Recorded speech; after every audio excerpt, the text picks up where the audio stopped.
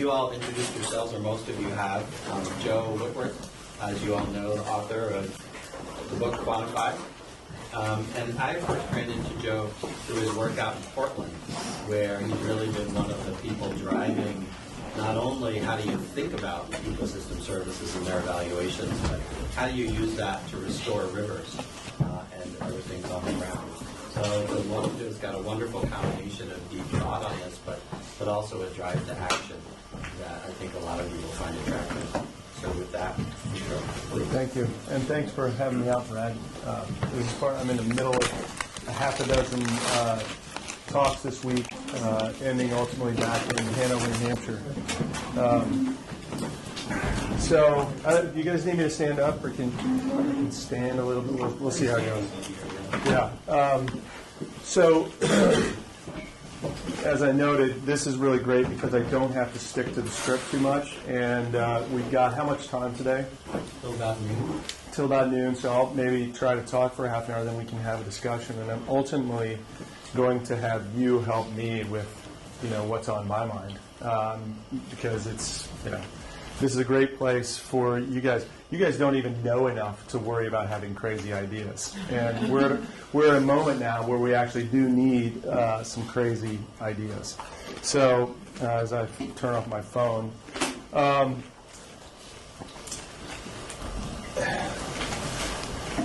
any of you guys written a book? You probably will. I don't necessarily know that I recommend it. In law school, I found sort of writing law reviews as much, the short form is far easier. This is kind of this mental cage match that you go through with yourself.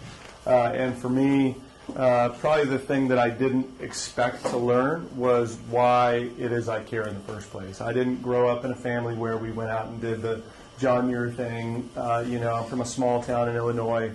Wood River that, my dad, we were the first generation off the farm. My dad was a carpenter, so for summer I would frame up houses, and for vacation I would go buck hay for one grandpa or the other. And they suck you in when you're, 9, and they say, hey, do you want to drive the pickup this summer? And you're like, yes. And then the next summer, and every summer after that, your sister's driving the pickup, so it's kind of a raw deal. But I learned a lot there. In fact, it is the thing that drives me, because when I was younger, I would always go out after supper with Grandpa, and after he had a day's work, he would go relax by, weeding down in the bean field. And so he always said to me, no man has the right to take more from the land than it can take. And he was a simple guy. This is, he was born late 1800s, and that made a lot of sense to me. Of course you believe your grandpa, but then you grow up, go out into the world says, well, he had just told me that commerce and stewardship are forever related. And then the world tells me that commerce and stewardship, the economy and the environment are not only not integrated, they're at war. One loses when another one wins. And that never sat well with me. And I mean, it basically, the world is making my grandfather a liar. And so I said, that's not going to be okay. So I sort of spent my life, my professional life, trying to figure out how do you get these things really to work together. And it's been pretty vexing. In law school, they teach you how to bring plaintiff suits, and you basically stop bad things from happening using procedural grounds. And we're maxed. One of the great things, in terms of there have been 3 phases. Stuart Brand wrote about this, to the modern environmental movement. There was the Romantic period, where it was woe is us, Eden is lost. And the next one was the Scientific period, where, Eden's lost. What went wrong? And now we're moving into what he calls the Engineering period, which is, okay, yeah, Eden's lost. We know what the problem is. How do we fix it? And I think that's the great opportunity with you as you come out of this institution and go out in the world and do things for real. That's what we're going to be working on. And it's not a moment too soon. So one of the things I don't have to do is go back through, this old saw, right? The economy overreached. We had a big backlash. You look at any successful social movement, somebody raises up their hand and they say, this is a problem. People agree with that person. We need to fix it. So we did. all of our environmental laws, came from the 60s and when the Cuyahoga River was on fire and all the rest of that stuff.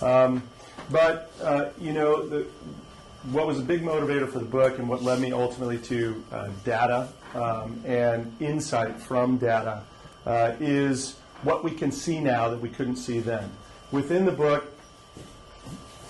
I run through essentially, it worked for some of the issues that were raised in the 60s and the 70s and really stopped a lot of bad things. And it's getting a little bit better now, but over the last couple of years as I've started to talk about these things, the people that were my colleagues that are, were pioneers, I'm kind of on the old end of the young or the young end of the old. There's very much sort of the sort of enviro warrior, set of folks that came of age in the preceding era of environmentalism that hear what I had to say and they say it's completely unreasonable, it's unattainable, screw you. How can you say that all of my effort is, for naught and we're not getting it done, which is not what I'm saying, but it is what they're hearing. And then you have folks that are coming of age in this current and next era that are like, this is so obvious. I can't believe nobody has said this before, which would be untrue. A lot of people have said many of the things that I talk about, but it's in pockets. The future is already here. It's just not evenly distributed yet. But there's a very good argument that the traditional tools around conservation that we have used to get as far as we are now are not going to get us where we need to be in this coming century. And so that really is kind of where I started from. And this is all sort of the precursor to why, my research and learning led to this spot. Of course, the biosphere is the ultimate closed loop, but we have open-ended accounting, right? So, let's see. When you have open-ended accounting in a closed loop, it begins to break down over some period, right? And so what we need to do is really begin figuring out how do we track these things? How do we track the right parameters so that we can operate within the physical budget of the world? That's really our fundamental issue.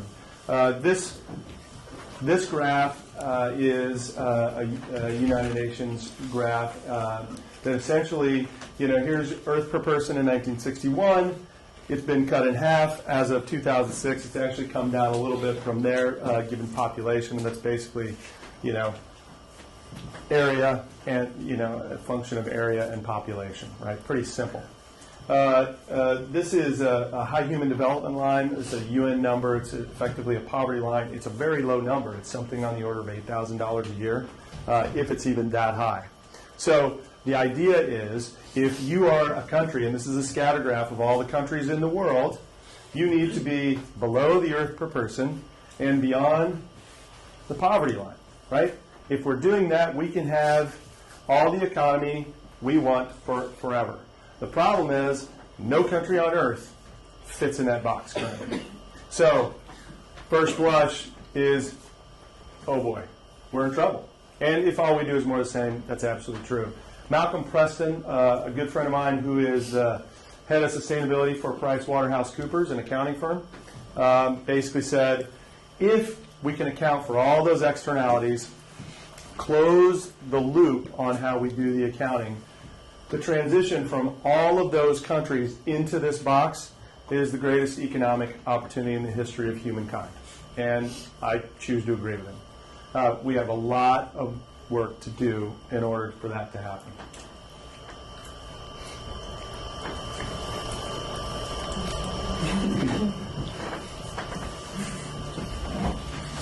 Let's see. I have to go manual. Inside the closet.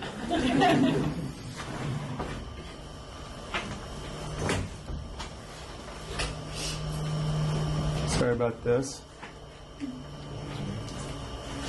Where is...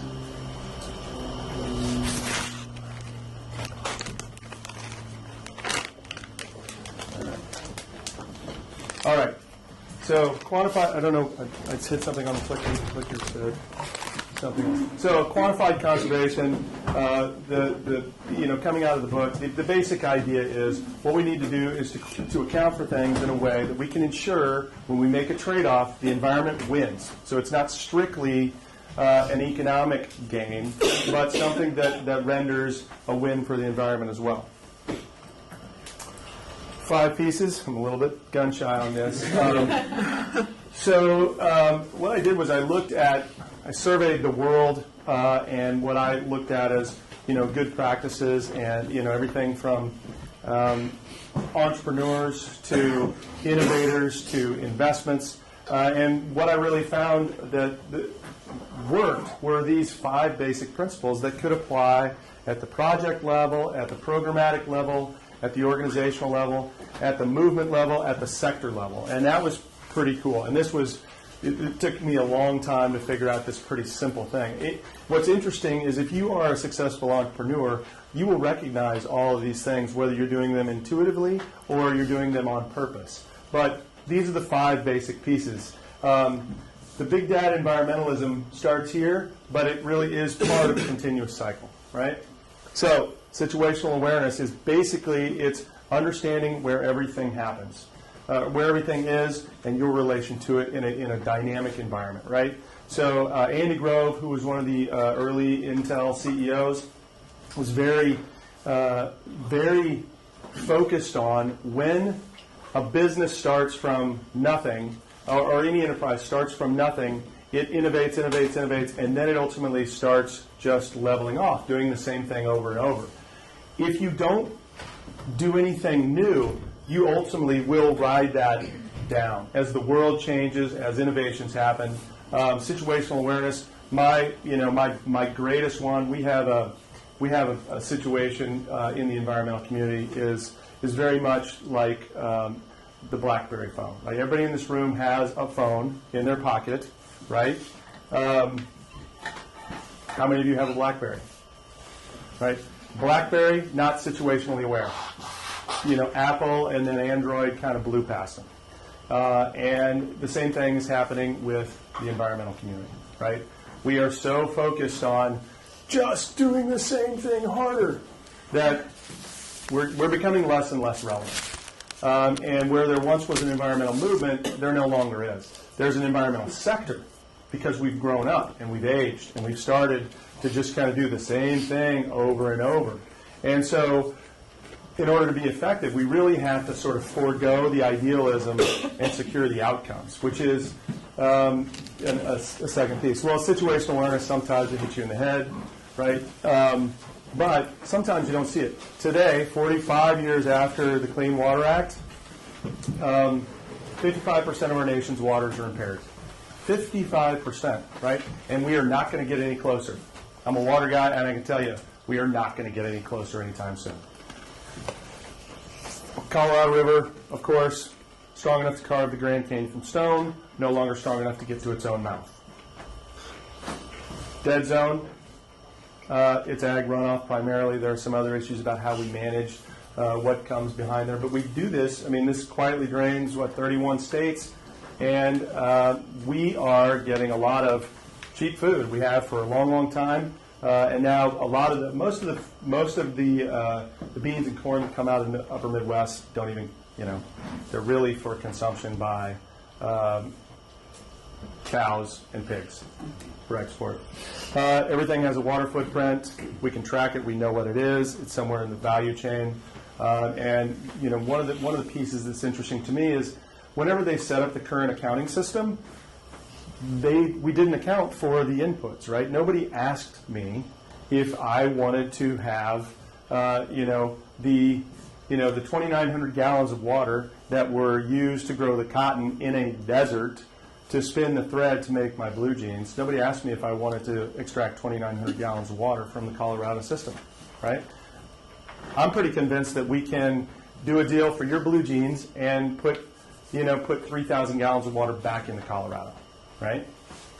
So outcomes, second piece, pretty straightforward. We live in the age of patch and tinker, and I would posit that the most breathtaking thing that you have studied that's happening right now, the actual impact of that approaches close to zero, right? And we've got to get past that. And we've got to be unapologetic about that. Larry Page, great guy, believes in this principle of 10x, so that you explore the actual technological and philosophical boundaries of what you're dealing with.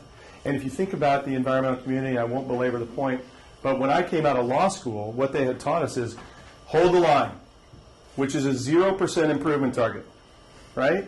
And we are not at a point where we can just hold the line. It won't work. We can change. The Australia example, many of you are familiar with, they essentially had a water rights scheme very akin to that in the United States. They had a big drought, and when Australia has a drought, it's a drought. It's very different than ours. Essentially, they were able to move every one of those rights back into a scheme after a buy-off where they would have water shares based on a physical water budget that's actually available, and then they could have water priced by a market, and from that they began to use less thirsty, higher value crops, and essentially use financial information to decide whether and how they're going to use their water, right? And so this is coming to America. It will happen in California first. We'll probably do something that we won't say destroys prior appropriation as a water allocation doctrine, but it will be something along the lines of a California model that does have, that goes back to a water budget. We've seen the Sustainable Groundwater Management Act of 2014 bring that concept in, and right now we're moving into a world where we can actually see what will be a water market in the United States. Innovation, not going to belabor the point, but all of these great things that we see and do now, they toggle between immense complexity and great simplicity.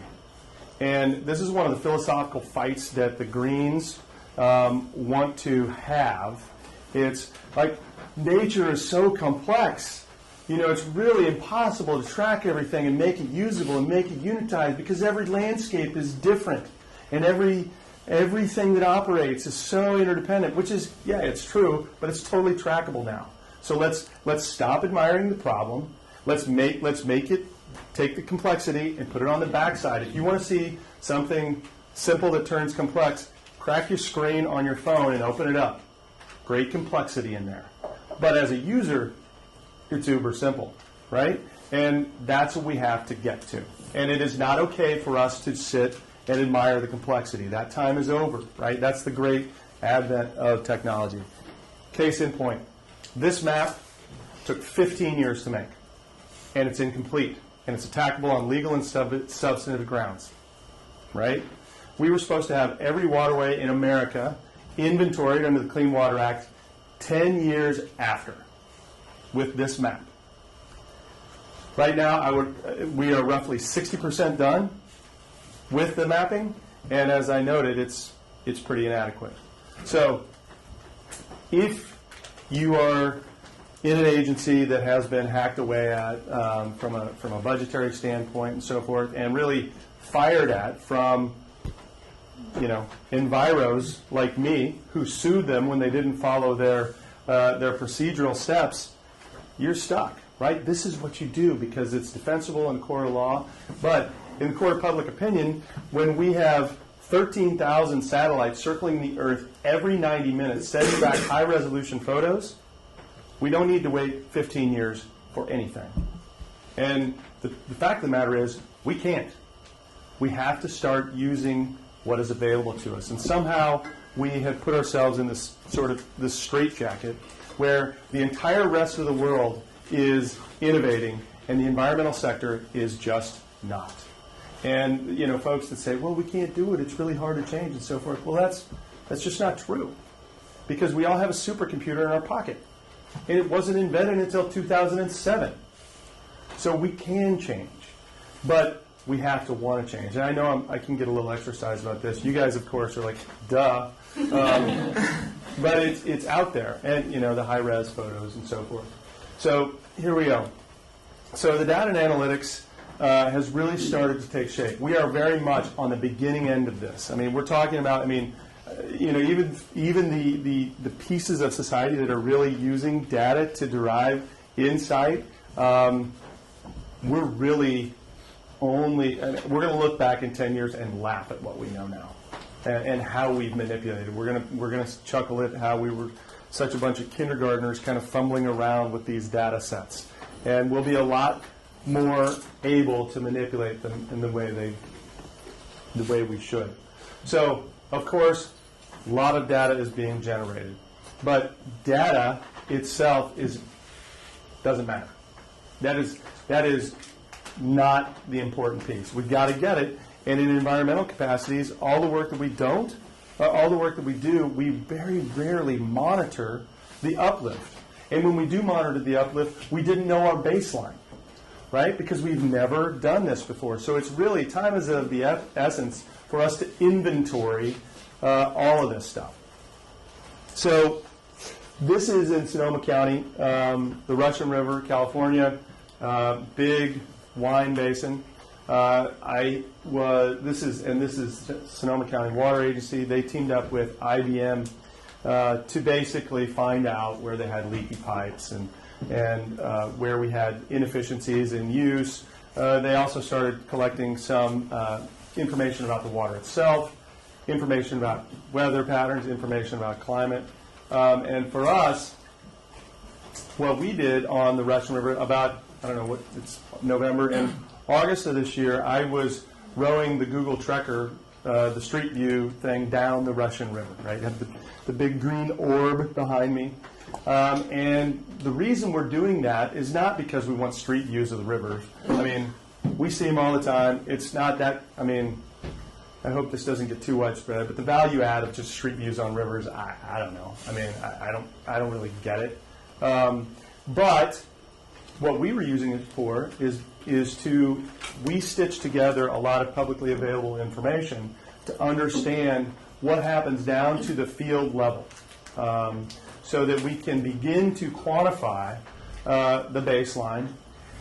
And if you take certain actions, specifically, what will be the pounds of phosphorus that will not go in that system, the nitrates that will not go in the waterway, the temperature, the cooling function of keeping out solar loading from a watershed down to a kilocalorie. And we can track that based on, which side, is it on the north side, is it on the south side, what's the slope, what's the K factor, what are the soil content, all of those things, they're trackable now. And so what we were doing, it was completely, I won't say it was nefarious by us, but we did this in a few basins out west. And it took us 2 or 3 GIS jocks a couple of months to be able to drill down into really, this is a reach of the river system, to really do this work. And so we realized, though we have the methodology down, we don't have the computing power. And so what we went to Google with was, hey, do you like our methodology? And what you're playing for in one of those meetings is with, some, 25-year-old engineer from Google to say, that's pretty cool, which they did. And then we found ourselves with the Trekker out there. And what we were doing was truing up the assumptions that we have from the sky. So, we did this 100-mile run of the Russian River, and we did every 2 miles biotransects so that we can gather, really, if you see that from above, what are you seeing and what does that mean in this particular context? And what we want to drive is a digital unveil. We believe that this country needs to know the current state of their waterway in real time, right? We need to know the baseline in order to put money to work. Public money, philanthropic dollars, dollars for mitigation. We spend certainly over $10 billion in this country on freshwater health and restoration, and we do not know what we're getting. We do not know how far we are from our target. We don't know where we started from. And in today's day and age, we can't do that anymore. So this is, this idea of GAIN, of course, ecosystem services, the holy grail. But we don't have a lot of deals because we have not standardized the biological, legal, and transactional mechanics of what makes this go. We've got a few. We're involved in several, but we have what we have, to the extent that ecosystem service deals are happening in the United States, that it's at best organized ad hocery. Now, people will tell you a narrative that it's more than that, but if you really drill down and you really look at what's going on, it's pretty loose, right? And that has to change. The first deal needs to look like the fifth deal like the 500th, the 500th like the 5,000th. And we have a long way to go, but data is the centerpiece. I mean, all of the data and the analytics, these are the things that are the enabling conditions. The ability to quantify and know what we're getting and make sense of that data is the thing. So in this concept of gain, the understanding of what is happening on this piece of land versus this one versus this one versus this one. The way the old environmental game works is, we see the bad guys coming, and we jump out of the bushes with our legal procedures, and we say, freeze! This is a holdup. Give us what you have on the stagecoach. And they will cut you a check, or they'll make an offer, and you will say, we want more. And then they'll give you a little bit more, and we say, that was pretty easy. We want more. And then they're like, we don't have any more. And then we say either, okay, we'll take it, you can do what you said you were going to do, and we'll take your dollars and we'll put them to work over here. Or we'll just say, sorry, you're going to be sitting on it, and your project's not going to go. That is roughly how we have played this game. Now, what's great about having the quant is we can go in and say, all right, we can understand what your impacts are. We can understand what it would take in terms of natural infrastructure to build that, to more than offset your impacts. I mean, in Oregon, our first set of deals, we set up the rules where if you do 1 unit of bad, you have to provide 2 units of good. I mean, I'm of course cartooning it. There is great complexity behind what I just said, but it's very simple to you guys, and you get it. So we are ahead. And what we can do here, I mean, in our very first water quality trade, which is a somewhat controversial topic. I mean, environmental markets, water quality trading, where we actually, figure out what the impacts are, and then we use natural infrastructure in a quantified way to more than offset it, is a water quality trade. And so the way that worked, in the first instance, we had a small town. They were about 100,000 people, and they were going to have to build, where we live, in our home state of Oregon, we're in salmon country. So under the Clean Water Act, in that realm, temperature is a pollutant because it can stop migration and it can decrease productivity in the life cycle of those fish. And so essentially, what this town had to do is they had to spend something like $21 million to dig a huge hole, pump their effluent that had been treated and heated up. They had to pump it in, pump it back, let it sit there, pump it back out and into the waterway. And so that's a pretty typical way. But we had done the accounting so that we knew that if you planted, 22 stems an acre of native plants on this gradient and this relationship to the sun, you can generate a specific amount of kilocalories per day so that you could actually offset that. So they had to do they had a 300 million kilocalorie impact. We built in a 600 million kilocalorie offset. And we're actually going well beyond that 600 million kilocalorie, and we're doing it for about $6 million. So we saved them money, and they got their compliance.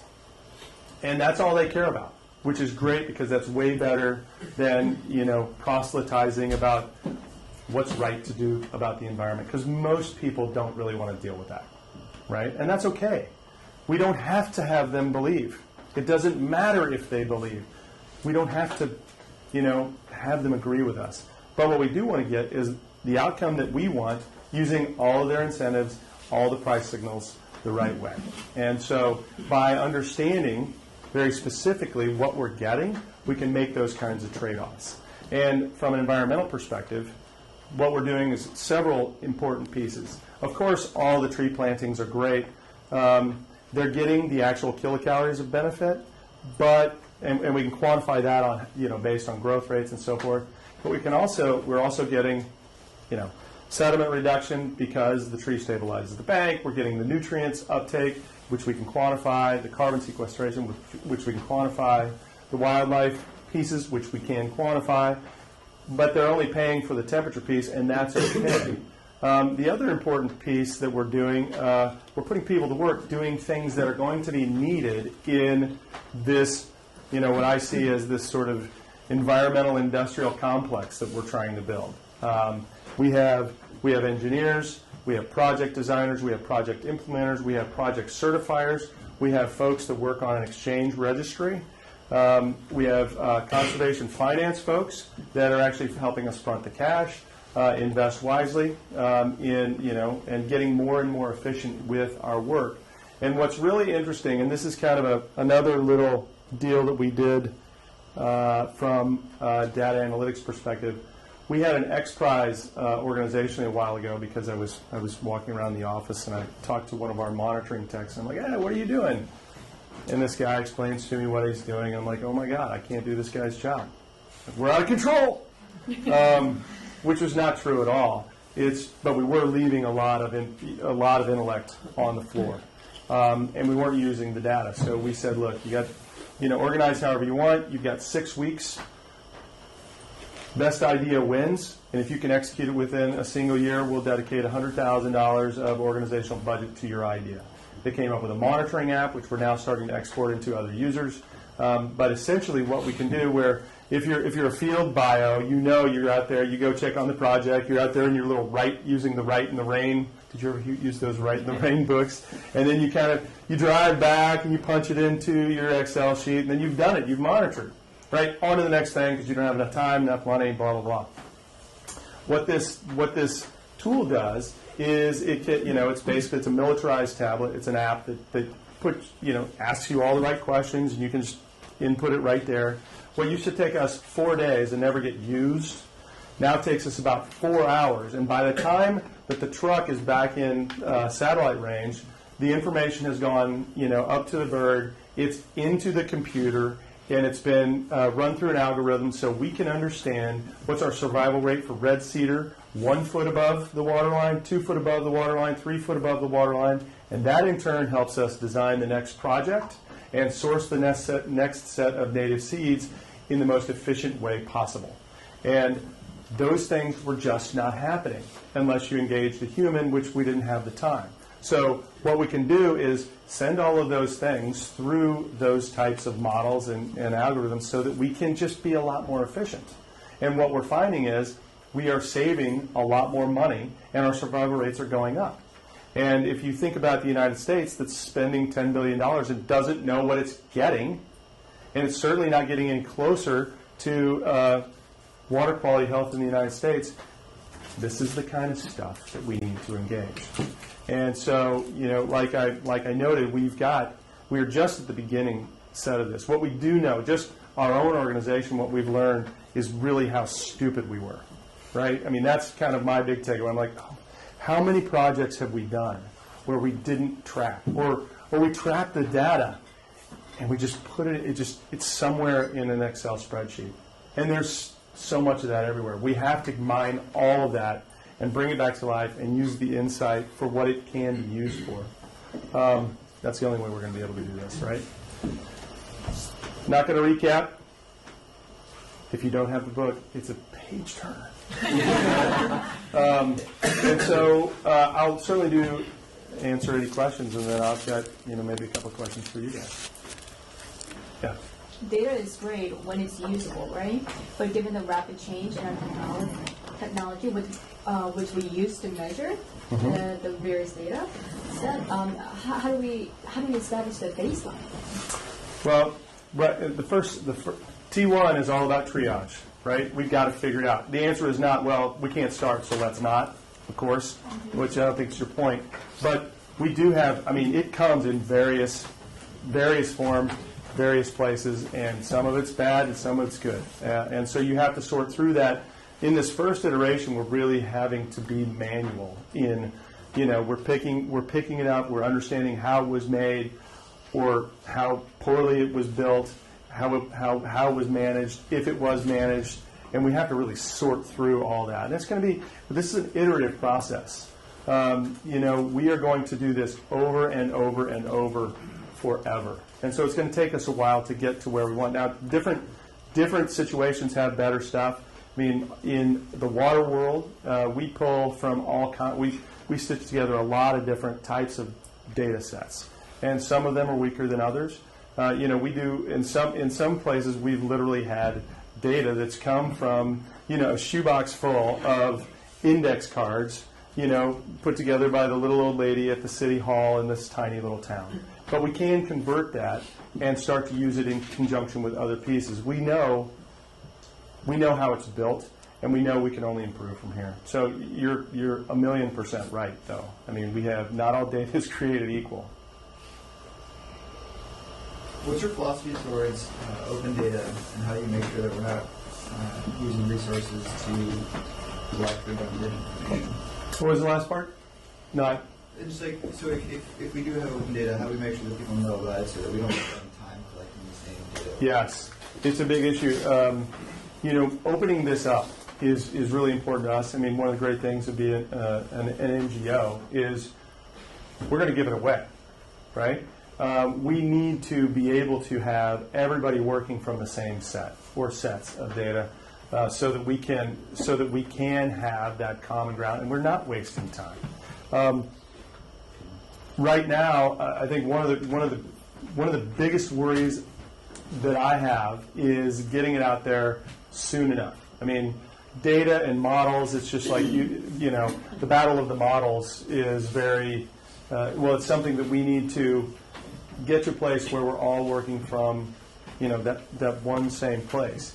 And so the rapid deployment of this is very important to me. We have found that there are very few working on the same stuff as us, but there are some. And what we don't want to do is be redundant.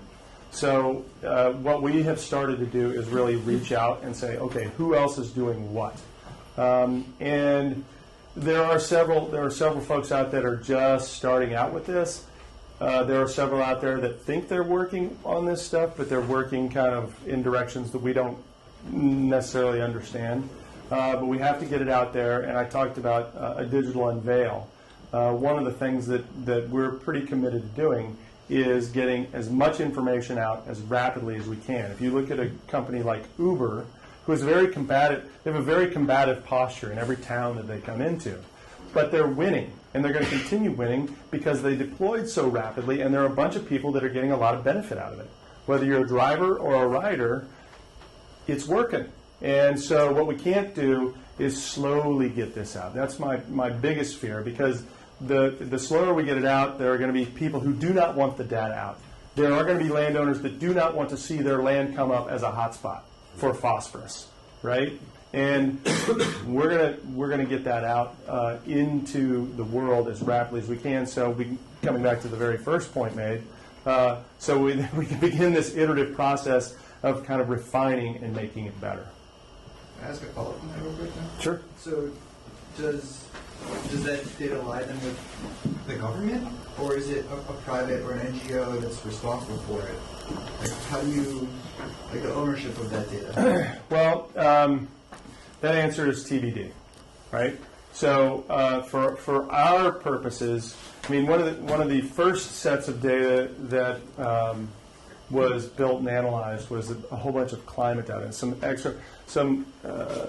ex-Googlers went out and took a whole bunch of weather and climate data within the Midwest, and they thought that it was going to inform how lands were bought and how they were operated.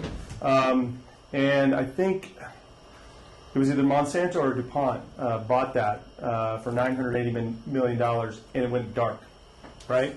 And it turned out being an insurance play, evidently, where you can, whether you crop insure here or there is the calculus that they were going after. I don't feel today that, right now, I don't look at our government and say, those are our guys. They are the data superstars. I just don't do that. I think my perception is that there's a lethargy there, and I think that in this next era, it could be cloud-based and owned more communally, as opposed to just held in a physical place by a single gateholder or a gatekeeper. I think that's probably the wrong way to go. For our money, we want it to be out there and used and improved upon by everyone, and that's going to make it a lot. It's going to be a little bit of a different type of data set, at least that the reader version and the reader version plus is going to be open and free to be used and manipulated by a lot of folks.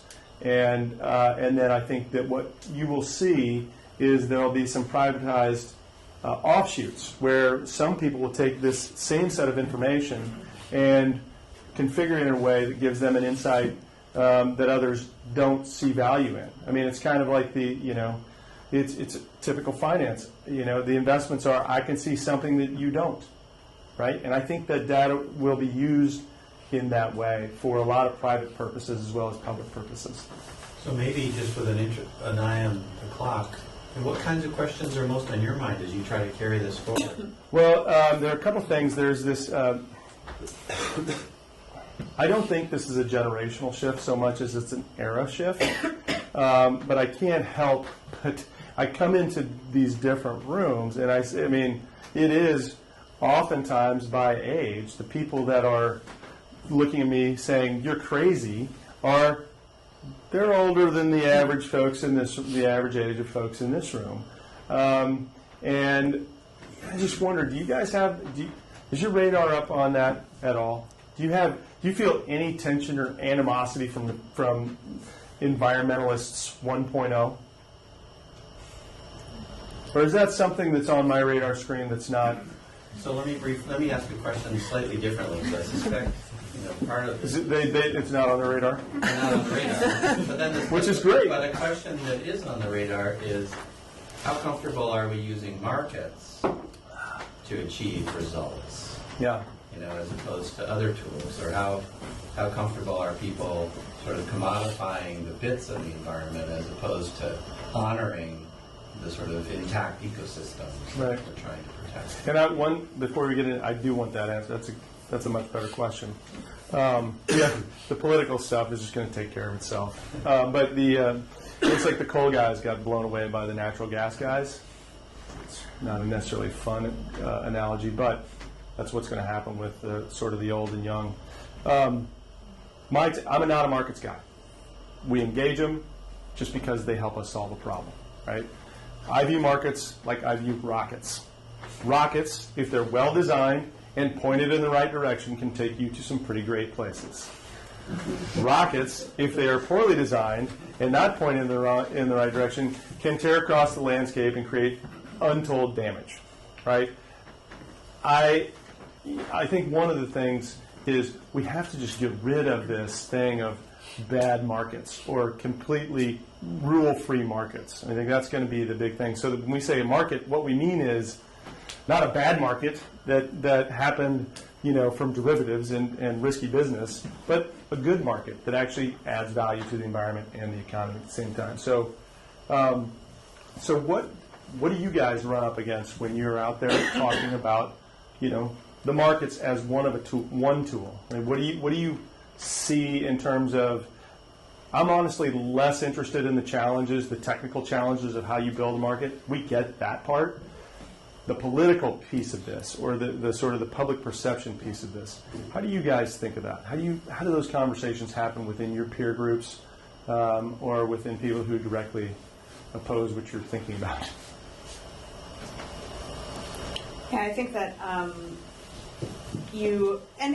it is generational a bit. You see a huge valuation of market-based solutions or private sector solutions, almost at the expense of getting engaged in kind of public policy, because there's a breakdown in our federal system, because we don't recognize the value of local politics to create change.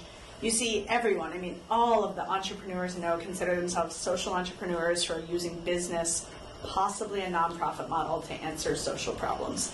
And know I don't see serious conversation about folks engaging in other forms of addressing environmental challenges. It's almost entirely, and so I think actually we're losing something there, that there's, it's at the expense of. But when I talk to folks like my parents' age, it's not, why is business is not the only answer to this? And it's just a little bit more diversified. Yeah, well, one of the things is that you said, where's that conversation happen? I mean, one of my big motivations writing a book, just to send up a flare, incredibly call the question, are we where we need to be? So often people go, they take the sort of the shorthanded approach of, markets are bad. How can that, this is oil and water, how can you possibly make that happen? But they don't, if you want to, there are very few that want to drill down through all those layers and understand the mechanics where it could work. How do we foster that? And I don't know the answer. I think there was there were some comments from the back there as well. Might as well collect a few. Yeah. So in the conversations that I've had about big data and quantification, one issue that has come up is the extent to which this data and the quantification actually encapsulates the range of values, like cultural values, social values. So the more qualitative aspects that while they can't easily be put into a number. You can argue that there's Likert scales and whatnot, but it's sometimes there are values that aren't put in numbers that are equally important to the human experience. And it's a question of is this big data approach something that really does justice to those values? Yeah. Did you have one? Just structurally, I think that as sort of a baseline of the regulation, I still see government as the driving force in that. Even as a business school student, I'm not going to let businesses run the show. You don't want markets without rules? I don't want markets without rules. So I just think that as sort of you need that sort of strong foundation and have markets sort of play and adapt and innovate sort of on top of that sort of foundation.